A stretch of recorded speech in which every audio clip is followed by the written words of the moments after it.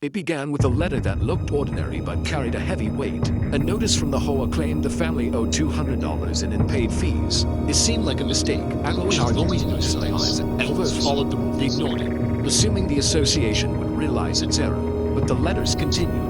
The second claimed the fee had risen to $300 after late charges. The other entries are all no written action and payment was not made. The family attended the next HOA meeting to challenge the charge. The board sat in their elevated chairs, presenting themselves like rulers of the community.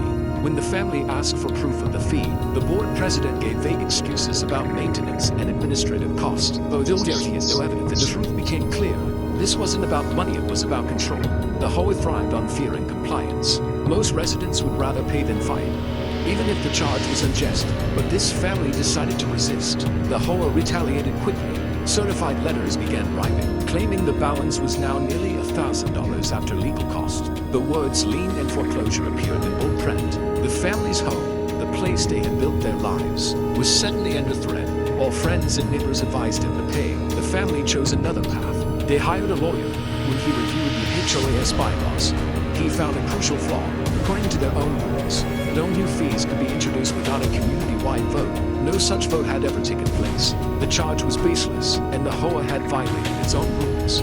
What started as a small fee was about to ignite a war. The lawyer filed a countersuit, accusing the HOA of fraud, abuse of power, and violation of state housing laws. The board had grown comfortable using intimidation, but now they were being dragged into court. The family gathered every letter, every notice, every vague explanation they had received. The HOA, meanwhile, scrambled to justify its actions. They presented messy spreadsheets, scribbled notes, and documents that contradicted each other. There was no proof of the fee's origin. In the courtroom, the family's lawyer highlighted the HOA's negligence. He pointed to the bylaws, showing how the board had violated its own rules. He demonstrated how the supposed maintenance fee had no supporting receipts or invoices. The judge listened carefully, and the HOA's defense began to crumble. News of the lawsuit spread through the neighborhood.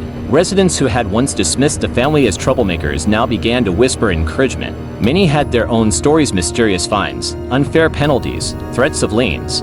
For the first time, people began to see the board not as protectors of property values but as bullies hiding behind official titles. The HOA board, once untouchable, was suddenly vulnerable, and as the trial continued, more shocking details about their finances began to surface. Through discovery, the lawyer demanded access to the HOA's financial records. What they found was worse than expected. The association had been mismanaging funds for years. Money collected for community projects was missing. Payments to contractors had no paper trail. Some board members were reimbursing themselves for expenses that had nothing to do with neighborhood upkeep. The $200 fee wasn't just a mistake, it was part of a larger scheme. The HOA had been padding its income with bogus charges, counting on residents being too intimidated to fight back. When these details came to light in court, the board's arrogance turned to desperation. The president, once confident and smug, began stumbling over explanations. Other board members shifted uncomfortably, avoiding eye contact. Their empire of control was beginning to collapse. Meanwhile, the family's resolve only grew stronger. They weren't just fighting for themselves anymore, they were fighting for every neighbor who had been bullied into silence. The lawsuit was no longer about $200, it was about accountability. But the HOA wasn't done yet. In a last-ditch effort to intimidate, they attempted to push forward with foreclosure proceedings, insisting they still had the power to seize the home. It was a reckless move, and it only made their downfall come faster. The judge reviewed the foreclosure attempt and immediately flagged it as unlawful. The HOA had overstepped its authority, and the court wasn't blind to their misconduct. What was once a simple case about a disputed fee was now growing into something far more serious. The family's lawyer filed additional claims, accusing the board of harassment, misuse of power, and financial misconduct. Each accusation was backed with documents pulled from the HOA's own records. The board had no defense left. As hearings continued, residents packed the courtroom. Neighbors who had once been silent now showed up in support, horrified by the corruption being exposed. The HOA, once feared, was now despised. Local news stations caught wind of the case. Cameras appeared outside the courthouse, reporters eager to cover the story of an HOA trying to seize a family's home over $200. The exposure was devastating for the board. Their reputations were destroyed, and their arrogance was laid bare for the entire community to see. The tide had turned. The family wasn't just defending their home anymore, they were dismantling the HOA's stranglehold on the neighborhood. With mounting evidence, the judge ruled in favor of the family. The HOA was ordered to drop all claims, pay the family's legal fees, and submit to a financial audit. What that audit uncovered sealed their fate.